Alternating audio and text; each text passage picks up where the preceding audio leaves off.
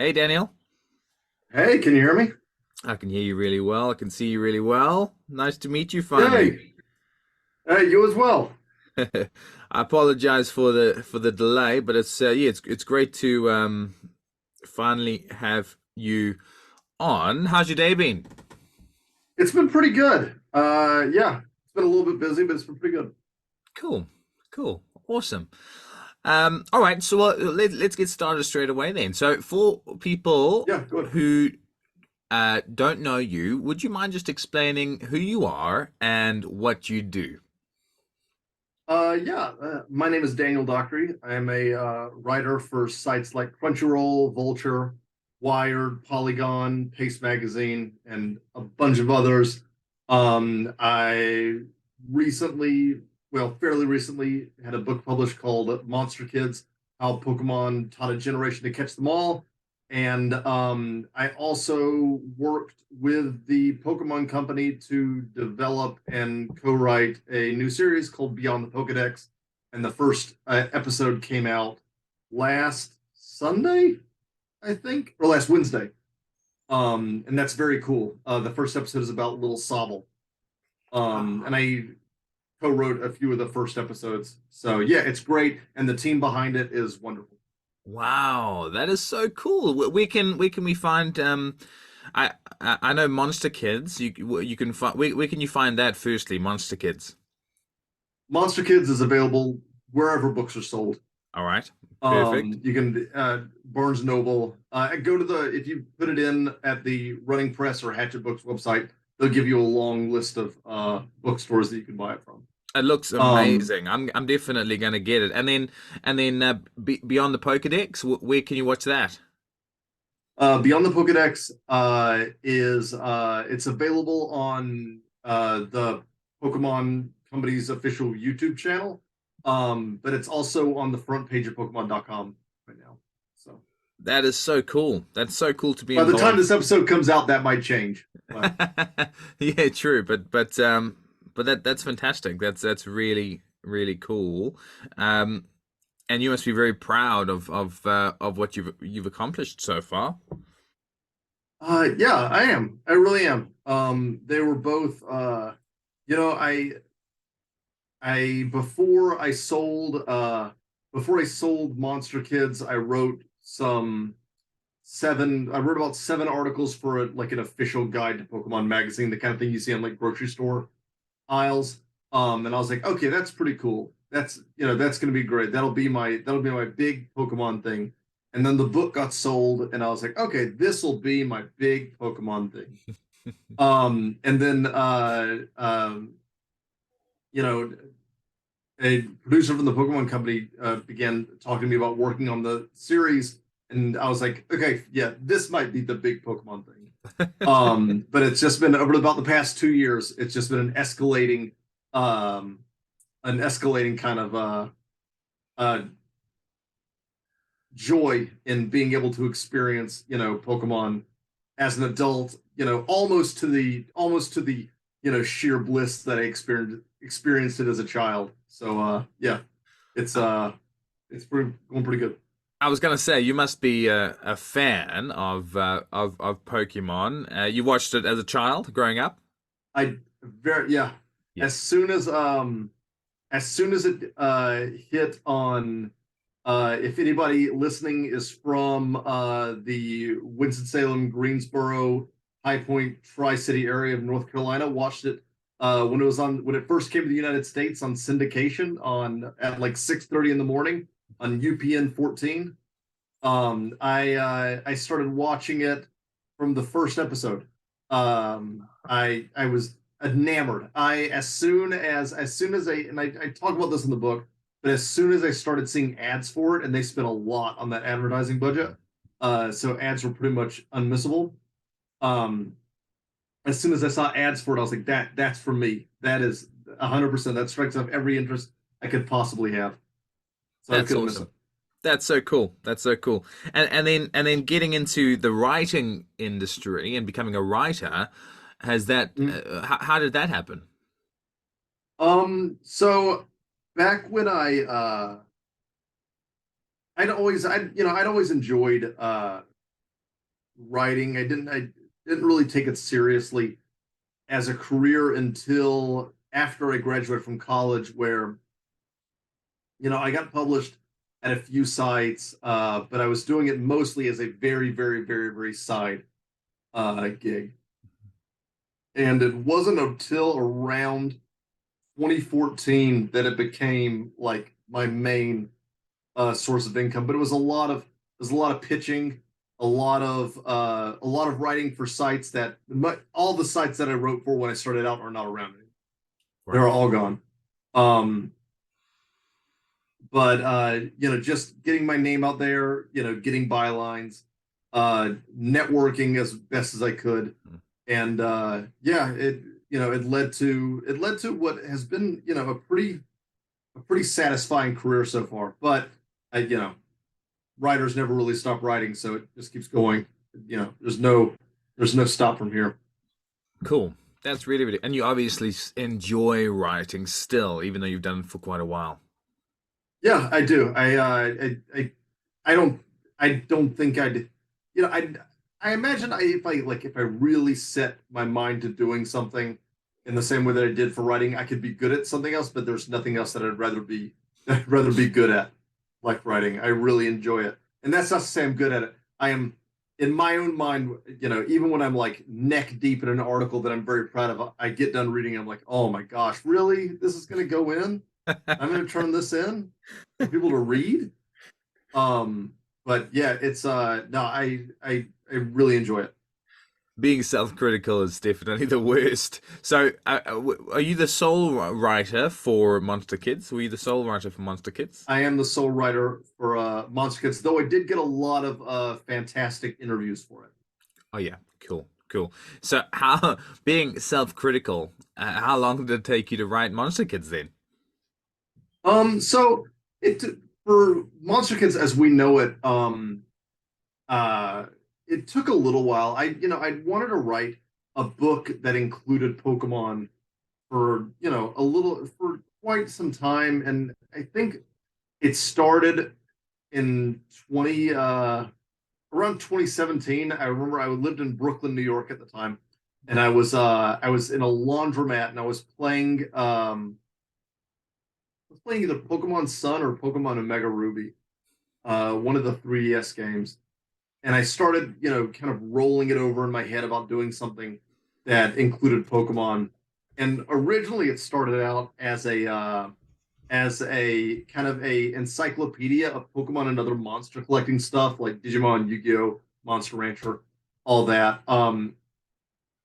But as I did like three entries for it, and then I realized that I was kind of just writing like punchier Wikipedia articles Hmm. for them. And I was like, okay, I don't want to do that. So I'm gonna write a history. I'll write a history book of Pokemon from its release in 1996 to now. Hmm. And I started actually pitching that to agents. Um, and the unanimous response I got back was like, "You're obviously passionate about Pokemon, but the publishing industry moves very slow, and Pokemon moves very fast. So by the time this book comes out, there's going to be like four new games out, and it's going to be deeply out of date." So that was off the table. So I started thinking like, okay, how can I give this thing, kind of a long tail? How can I make this kind of timeless? What story can I tell? Um, and so I decided to tell the one about the Pokemania years, when it hit the United States, and it tells about Pokemon's creation and everything. But the meat of the story is when Pokemon comes to the United States in fall of 1998, and then around 2002, when it becomes so kind of like it's still popular, but it's not as it hasn't like saturated every facet of our public discourse anymore.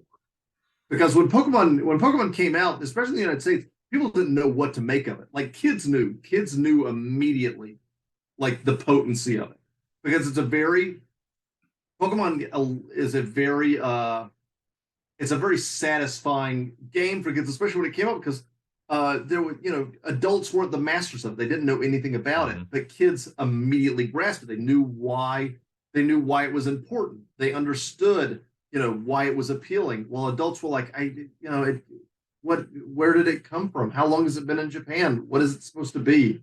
Is it cockfighting? Is it gambling? And uh, but kids got it immediately. And it shook up kind of like it overhauled the entertainment industry, which is kind of what I tell the story that I tell in Monster Kids is it effectively changing pop culture as we know it, Mhm. especially when it comes to like anime and trading cards and video games and all that. Uh, it really changed a lot of aspects that before then had been kind of like antiquated uh, and effectively set us off to the fact that as the second opening theme says, we all live in a Pokemon world, which we still do today. That's so true, and it's lasted an incredible amount of time, hasn't it? It's people Yeah. still love it. They still new things coming out. What's your thoughts on I'm sure you've been asked this numerous times before, but what's your thoughts on Ash moving on, Ash winning the championship, Ash leaving the series? What's your thoughts on that? Um, Ashley, he's from if you look at the intricacies of Ash's journey, the little moment to moment to moment things, you'll watch a character that's essentially a brand. He is whatever the franchise needs him to be at the time. And what they needed him to be was an entry point for countless generations of kids getting into the series. It's why he'd start over kind of whenever he got into it, why there would be kind of a pseudo reboot. Hmm. Even though it carries over some traits and some skills as the series goes on, every new generation and every new region kind of is a chance to start over. Um, and it allows new kids to come in and say, I identify with that kid. New 10-year-olds to come in and say, that Ash is me. Because if as soon as you've gone through three generations of Ash Ketchum, you're not Ash Ketchum anymore. You're a master. You're the master that Ash Ketchum never got to be until recently.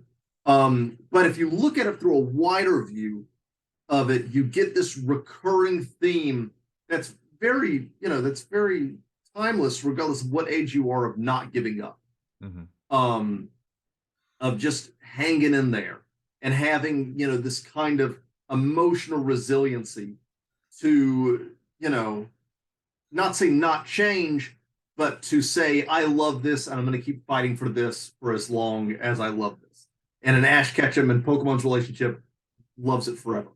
And I think for him to kind of get to ride off into the sunset while continuing his journey, I think I think there's something a little I think there's something kind of beautiful in that. Obviously, if you were a fan watching it from 1998, there's at least a little bit of a sense of like about time, dog. Um, but in the long run, no matter how frustrated you go with Ash Ketchum's kind of um steadfastness for not changing, I think you can appreciate it at least a little bit, at least to the extent that even if you left the anime behind and don't watch it anymore, Ash Ketchum becomes kind of like, when like a kid from your childhood that you knew like achieved something really cool, and it's like, I knew that kid. That's awesome. That's good to Hmm. hear. That's kind of like what Ash Ketchum was to me, because the anime doesn't have as much emotional relevancy for reasons I just explained as it did back then. But I can at least look back into Ash Ketchum and be like, I knew that kid when he was starting out. Good for him. That's true. That's true. That's a really good way of putting it. Actually, you've got a really good way with words. Thank you. I like listening to you. Um, no, that's a really good way of putting it. So, being a Pokemon fan, who's your favorite Pokemon? Dragonite. Oh, why? I think it's I first saw it in episode, I think it's episode 13. It's called Mystery of the Lighthouse. Hmm. And they come into Bill's. First of all, Ash tries to catch a Krabby. The Pokeball disappears because he can't have more than six Pokemon. He goes back to Professor Oak. And then he sees Gary's giant sized Krabby. Um, and then he goes to Bill's lighthouse, and Bill is trying to attract this Dragonite. Um, and one of the reasons I got into Pokemon is because I was a huge monster. I was a huge kaiju fan. I was a monster kid. Hmm. And that's one of the reasons I use the title. Usually, monster kids were kind of referred to kids that grew up with like horror movies or horror host TV shows or like that kind of thing. But I kind of fitted it for kids that grew up with like pocket monsters and digital monsters and all that. But anyway, he's trying to use this sound to attract this lonely giant Pokemon that lives out in the ocean, and that that is a kind of a loose adaptation of a Ray Bradbury short story called The Foghorn about a guy who lives in a lighthouse and is trying to attract this lonely creature over to the lighthouse. Creature comes, noise stops, destroys the lighthouse. Lonely, sadly, goes back out to sea. That short story was adapted into 1952's The Beast from 20,000 Fathoms, um, which had a big giant reptile called the Rhedosaur. It's very loosely because it has a scene where he goes to the lighthouse and just knocks it down and keeps going to New York. But the success of that movie and the success of a re-release of King Kong in 1954 influenced Toho Studios to create Godzilla. Hmm. Um, and then when Satoshi Tajiri, the creator of Pokemon, was growing up, and a lot of the staff on Pokemon, one of their big influences were stuff were Tokusatsu series like Ultraman and Ultra Seven and Godzilla movies and stuff. And so, having this, and I at this point I'd seen Godzilla and I'd seen the Beast from Twilight Festival. I hadn't worked out this whole history lesson in my head, but Dragonite, this giant Dragonite coming to the lighthouse, it was very Godzilla-esque to me. There was something very this power to its giant iconography of this big, lonely, monster of borderline limitless power, but having a kind of pathos to its existence, and then leaving back. And obviously, Dragonite's usually not that big. I think it's like Pokedex entries. I think it's 7'3". Um, uh, but that instilled in me a love for Dragonite, and also how hard it was to get in the games. Like you could go catch a Dratini in the Safari Zone, or what I did is you can use all your money to buy coins at the casino in Cerulean City, and just spend everything you have, and then go next door and buy Dratini as one of the prizes in Pokemon Red, and then grind for a year and a half using wrap on all the Growlithe on the route next to it. I spent a lot of time raising Dragonites over the years. But yeah, that's the ways I kind of liked it because it was rare. Lance had it. And because it was so tied to Kaiju and Godzilla and all this stuff that I love pre Pokemon. That's awesome. That's so cool. My goodness, I'm learning so much. That's incredible. That's such a cool story. Usually people just say, "Ah, Pikachu," and they move on. So I'm glad you explained why. That Pikachu's makes cool too. Pikachu's all right, but I like yeah, Dragonite. yeah. Dragonite's a cool. I Yeah, I prefer the mystery rather than you go to the first movie where he becomes Mewtwo's messenger boy at one Yeah, point. he's a mail carrier. I remember I when I heard Dragonite was going to be in that movie. I think he might have been in the trailer for like one shot, um, if I'm remembering correctly. But I knew he was going to be in the movie, and I was like, oh, I can't wait. There's going to be a big Dragonite versus Mewtwo fight. 149 versus Pokemon number 150. Nope, he just holds the mail. Just a friendly dude that gives the mail. I mean, he did a really cool entry though. You didn't, Yeah. but yeah, that was about it. Have you met any of the voice actors for Pokemon the series? Yeah, recently I interviewed Veronica Taylor, who was the original voice of Ash Ketchum, for a Crunchyroll article, and then I interviewed Sarah Natachini, who was the second voice of Ash Ketchum. And they're both so fantastically nice. With such a such a love kind of for the character, and also like a an embrace of the fans' adoration for it. Hmm. And they both, Veronica Hatton, and Veronica also narrates the audiobook for Monster Kids. Um, Oh. which is, obviously she can't use the Ash Ketchum voice, Hmm. but every once in a while she says Pokemon in a way that you're like, wait a second. Um, but yeah, those are the two recent ones. I've talked to other voice actors, but those are the two most recent ones. And I've got two interview articles on Crunchyroll with them, just kind of covering how they feel about Ash Ketchum leaving, and what the character has meant to them you know for nearly 2 decades for Sarah, and then since 1998 for Veronica. That is so cool. That is amazing. And you would have been a bit of a, I mean, to get Veronica Taylor to be the reader for your book is so special, you know. As a Yeah, child, I mean, you as a child being such a Pokemon fan, it would have been a very special moment for that to happen. And her voice is, because I interviewed her once on here as well, and her voice is just so calming and relaxing and it beautiful and is. easy to It talk really to. is. Mm, No, it really is. And I like, when they asked me like, who do you think who do you want to voice the audiobook? And I did the introduction and the epilogue because there's yeah. some first person parts in that. But they were like, do you know Veronica Taylor? And I was like, yeah, a little bit. I haven't heard of her. But they were like, we know her and she'd be interested in doing this. Do you mind if she does it? And I was like, yeah, whatever. Any ideas I had for who was going to voice this thing? No, please. Heck yeah, that's incredible. That is so cool. I said to her she needs to do ASMR, and she's like, "What's ASMR?"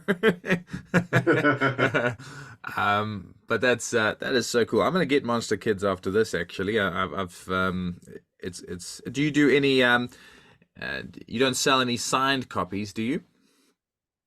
I not I Not yet. don't think I really ever have.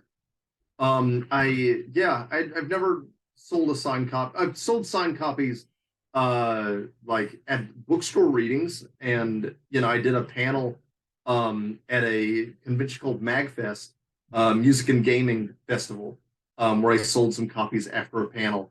But not really, but if anybody wants like a signed copy, I have, like a few that I'd be willing to send them over. Amazing, amazing. Now I'll definitely do that. That'll be great. We'll organize it after. But yeah, it's yeah, just seeing my children grow up and enjoy a series that I grew up and enjoyed is just ridiculously special. It really is Yeah, really special, and it's it's yeah. yeah, it's do you have any children yourself? I do. I have a 3-year old going on 4-year old next month boy. He is Pikachu was probably one of his first words. If only it's consonant sounds, it's very easy. Yeah, It's yeah, not hard to get lost saying Pikachu. you're right. Um, but I got some Pokemon books pretty early. My wife said it was kind of like I was a Pokemon dance mom. Um, but he enjoys Pokemon. He there are some aspects of it that he likes, some aspects of it that he couldn't care less about. Yeah. But he's just kind of like he just likes for the most part he likes looking at the moon like what's that? What's that? What's that? What's that one? And I think yeah, it's kind of wonderful to watch your kids get into stuff that you did not that you want to, not that you want to like push anything on them because I remember growing up whenever my father tried to push stuff on me, I would think like, well, that's the last thing I'm going to get into. Yeah, true. Um, but as long as you like give them the option for a lot of different interests and kind of like nurture it and cultivate it where they seem to be passionate about stuff, that always seems to be the thing that like that sticks. You're right. You're right. I've got a 6-year-old girl and a 3.5-year-old girl, and yeah, the 6-year-old's more interested in Pokemon, but the 3.5-year-old watches and enjoys getting the toys and playing the games, and that we have big tournaments with our toys together. So it's yeah, it's a bit of a dream. Very happy, That's cool. and That's very cool. the games can be a little bit slow for them, and a bit Yeah. grueling, having to just do one thing after another. But like I said, I like the reference you made to being a Pokemon dance mom, because I think that's what I am as well. Yeah. um, Incredible. And do you watch any other anime? I watch a lot of anime. Um, Working with Crunchyroll, I tend to watch a ton of anime. I see in the background a lot of see two One Piece 3-in-1 volumes, a couple of the single volumes, and the big Gear 4 Hmm. Luffy Wizard. One Piece, that's probably my second big anime associated love is One Piece. I'm a huge fan of that. Um, Really, really big fan of that. Been written a lot of stuff about One Piece over the years. Hope to write a lot more. Mm. Um, Favorite anime ever? Probably Yu Yu Hakusho. Mhm. I love Yu Yu Hakusho. Yoshiro Tagashi, the creator who also did Hunter x Hunter, is a genius. Um, uh, yeah, yeah. And for this season, this season's, if anybody wants any recommendations, this season's the first episode of Zom 100 Bucket List of the Dead came out. Mm. Uh, Pretty good. Um, Jujutsu Kaisen second season started. The first episode of the second season, beautiful. Um, but yeah, I think it's gonna be a pretty good season. And One Piece is heading into like, you know, now we're heading into the final stages of the belt with Kaido, and I don't want to like spoil anyone uh who has somehow managed to evade all of the manga spoilers. Yeah. Um, but it gets good.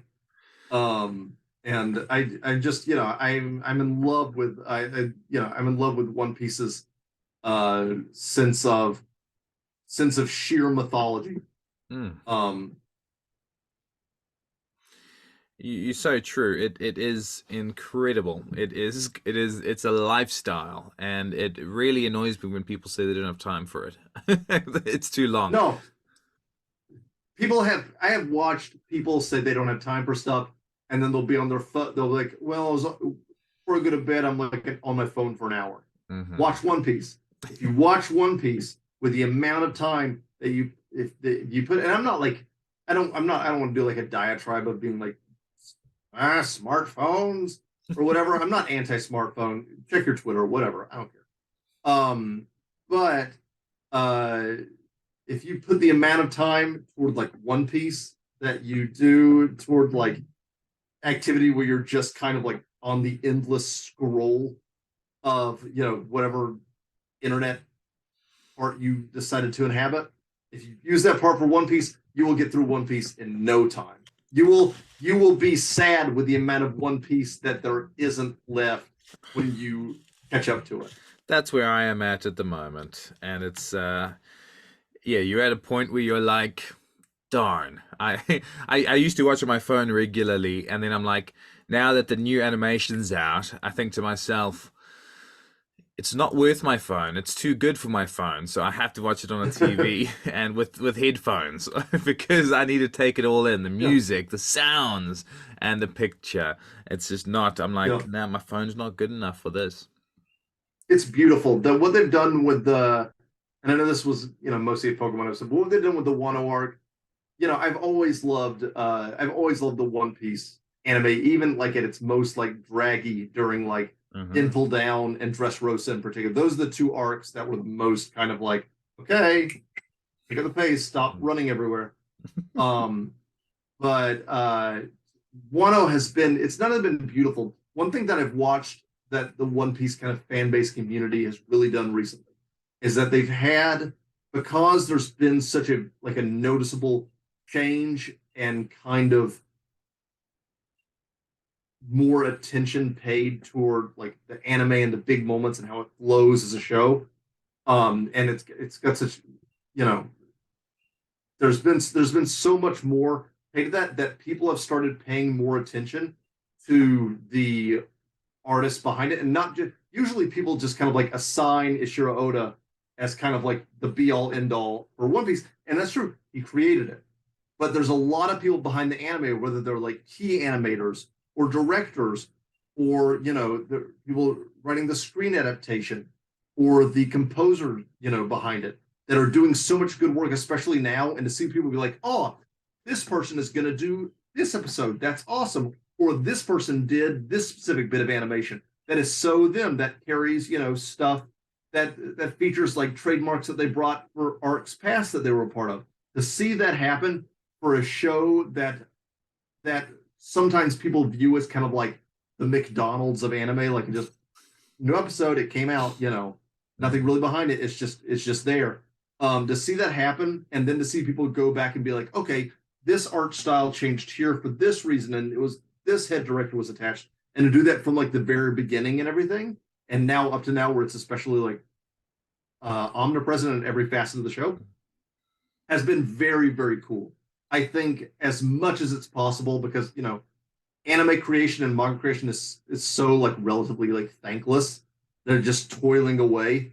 Um, at it any time that we can like express like respect or interest in the people that are actually behind it is good. And So I've true. watched that happen with the Wano arc in One Piece recently, and I think that's fantastic.